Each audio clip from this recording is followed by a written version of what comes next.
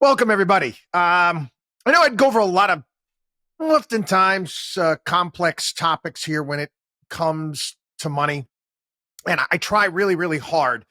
Because sometimes when you're trying to present something, you might not recognize that somebody might not have a bit of information, whatever it may be, when it comes whether it be Federal Reserve, inflation, and I constantly hear, if you listen to this podcast on a regular basis, you can kind of play connect the dots from one story to another, one issue to another, and you can see how they're all connected. It's kind of like when you're a kid, you play those. Well, I don't do that anymore, but kids even play connect the dots anymore. 1, 2, and it comes out with this picture at the end. I want to talk a little bit about inflation, money, Bidenomics, basically with several stories that came out today, headlines today, that unfortunately nobody ends up putting them together. You get bits and pieces here and there. And, it was interesting as you had the Jamie Dimon, a lot of attention. He always gets a lot of attention. Obviously, he's the big banker out there, JP Morgan Chase. And he comes out and he echoes what we've been saying here on the program, and he's been saying it too. And he kind of nods and grins when he says it. But at least he's honest when it comes to this, when it comes to the realities of what's happening here in this country, and that excessive government spending is going to continue to fuel inflation and interest rates. Period. The end. It's not going to change. He gave his assessment of the economy. And again, he's a CEO of JP Morgan Chase, and he's got as powerful as he is, and as powerful as JP Morgan Chase is, he has to hedge things to some degree. But he did come out and admit that the economy is being fueled by deficit spending and stimulus that has already been spent. And he also talks about all of the big plans that government has, greener economy, restructuring global supply chains, again, handing money out to Taiwan Semiconductor to build a chips plant, whatever it may be, more military expenditures, and battling higher health care costs, Social Security. And he says that, guess what? Inflation is sticky, and rates are going to stay higher for longer. Again, I don't know. I don't know if they're going to stay higher for longer.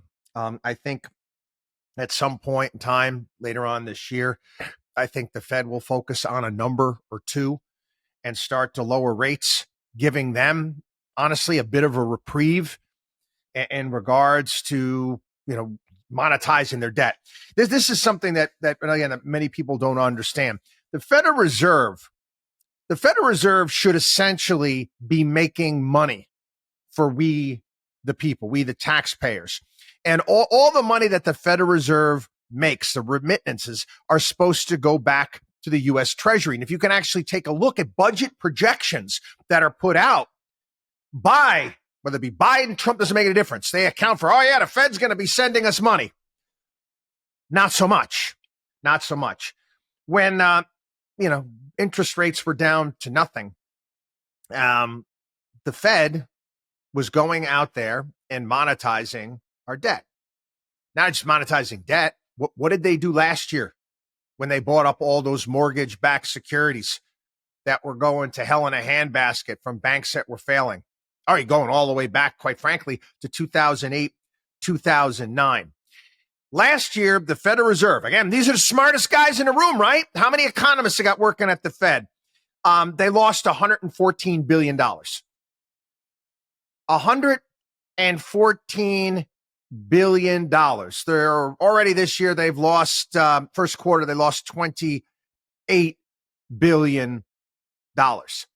They have on their books over $6 trillion $6 trillion in treasury bonds, long-term treasury bonds and mortgage securities that are yielding, I don't know, 2%. 2%. Again, you can't even that portfolio, that $6.23 trillion, if they actually marked it to market, it would be obviously much, much different than that. Much, much different than that, be worth a hell of a lot less based upon where interest rates are right now. Now, they're losing money is because banks all over the world can park money at the Fed. They park money at the Fed. So let's give JP Morgan for an example there. Again, they're going to go out and rather, this is how they go about slowing the economy. Rather than lend money out to businesses, to people wanting to go out and buy a home, whatever it may be, they can say, hey, I can deposit this money at the Federal Reserve and get 5% risk-free right now. I say 5% risk-free right now. So they do that. Banks do that. Not bad, right? Risk-free return. So the Fed is losing money on the bond portfolio that it has while paying out more money to not just U.S. banks, but banks from all over the globe. Do you ever wonder why? Because we addressed this. We addressed this when it was a zero interest rate policy, for the most part, zero interest rate, sometimes negative interest rates from all around the globe. You ever ask yourself the question again? The Wizards of Smart don't pose this on TV. They don't dare to do that. Why would anybody buy a 30-year treasury yielding 2%? Knowing that inflation is running much hotter than that, essentially you're losing money. They do it.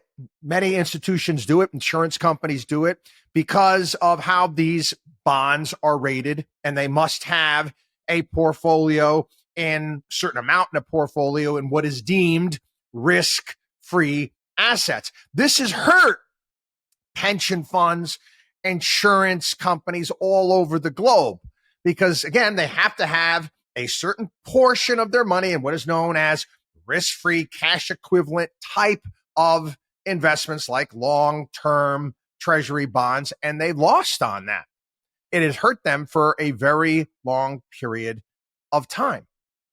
Now, again, I kind of laugh at this stuff. I'm not a bond trader. People make money playing the interest rates and using leverage to do that. You think that I was loading up my clients' portfolios in 30 years? No, you're losing money.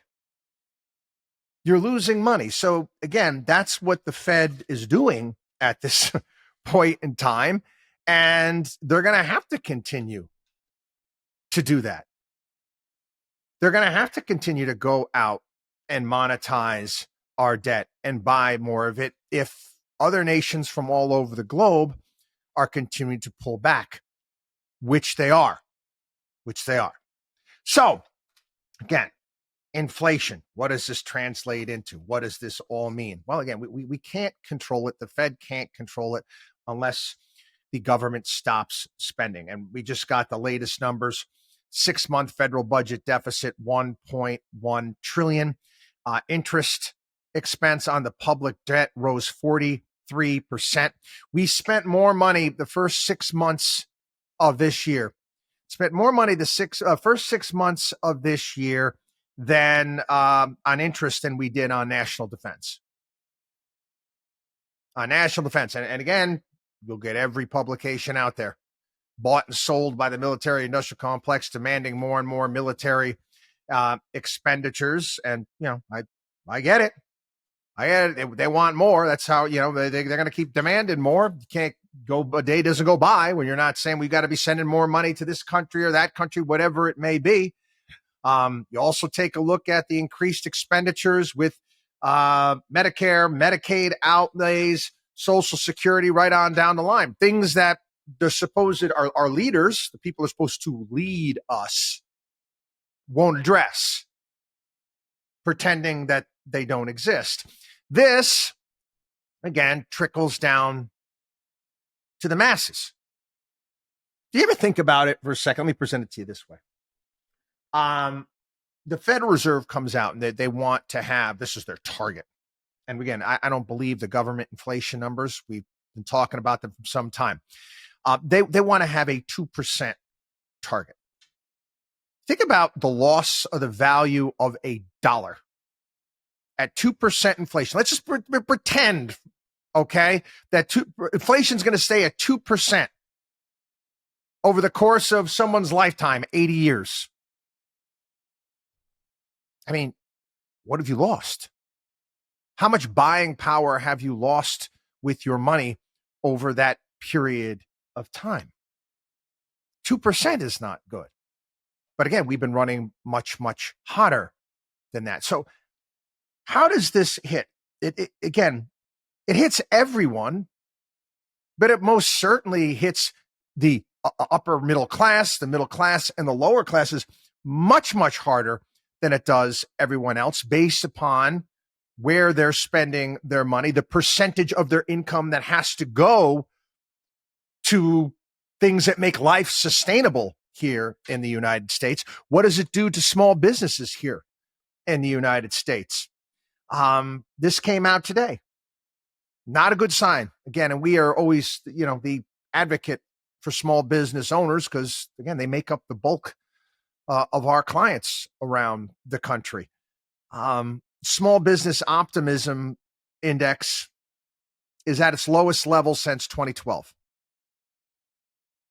The lowest level since 2012. 25% of business owners identified inflation as the largest issue plaguing day-to-day operations. Again, that number continues to go up, and you're also talking about other economic headwinds, regulations, you name it.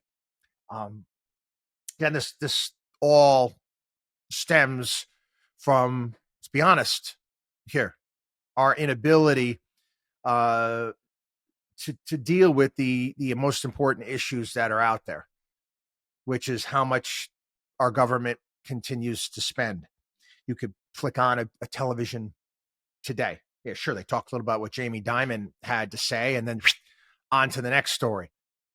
And it's some nonsense. It's some committee hearing or investigation, or whether or not Mike Johnson's going to get the right people on so he can get the money for Ukraine and sending it over here, when this is it. This is it.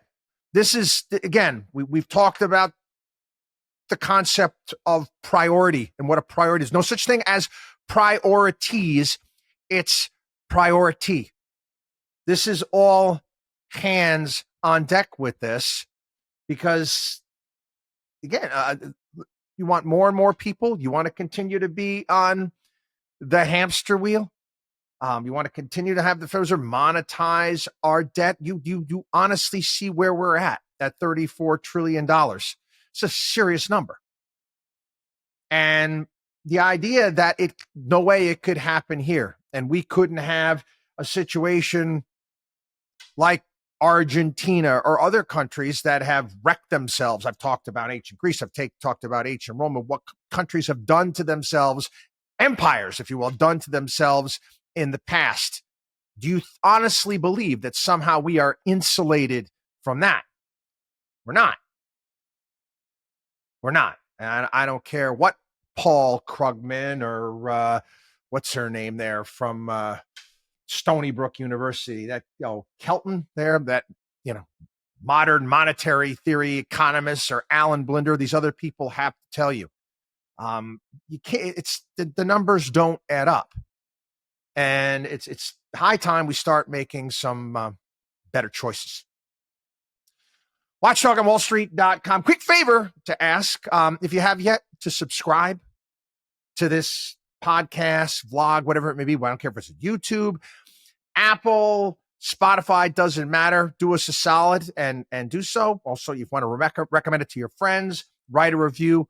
All that stuff helps us to continue to grow our outreach here at the WatchDog on Wall Street show. We'll see you.